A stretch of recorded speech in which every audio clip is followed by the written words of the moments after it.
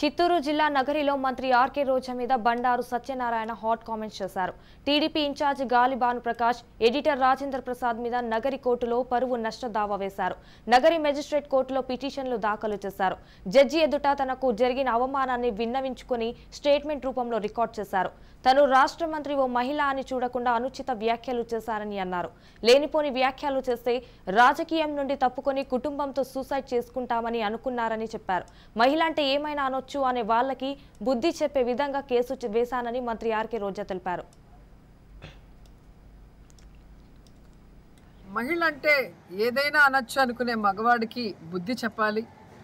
నాలాంటి ఒక మినిస్టర్ని, ఒక ఫేమస్ యాక్ట్రెస్ని, ఒక ఫ్యామిలీ ఉమెన్ని ఈరోజు ఎదుర్కోలేక పిచ్చి పిచ్చిగా వాగుతున్న బండారు గారు కానివ్వండి, అలాగే భానుప్రకాష్ గారిని కానివ్వండి, అలాగే టీవీ5 రాజేంద్ర గారిని వదలను అని ఏదైతే మీకు చెప్పానో అదే విధంగా ఈరోజు నగిరి కోర్టులో వాళ్ళ మీద కేసు పెట్టడం జరిగింది. సో క్రిమినల్ మోటివ్తో నేను నా కుటుంబం సొసైటీలో తలెత్తుకొని తిరగకుండా సూసైడ్ చేసుకోవాలి, లేదా మేము కనిపించకుండా పోవాలి ఈ పాలిటిక్స్ నుంచి అని ఒక మోటివ్తో, ఒక ప్లాన్డ్గా ఏ విధంగా ప్రెస్ మీట్లు పెట్టి నన్ను క్యారెక్టర్ అసోసియేషన్ చేయటమే కాకుండా నా గౌరవాన్ని భంగపరిచే విధంగా, మేము సొసైటీలో తిరగకూడని విధంగా వాళ్ళు మాట్లాడుతున్న మాటలు నిజంగా చాలా బాధాకరం.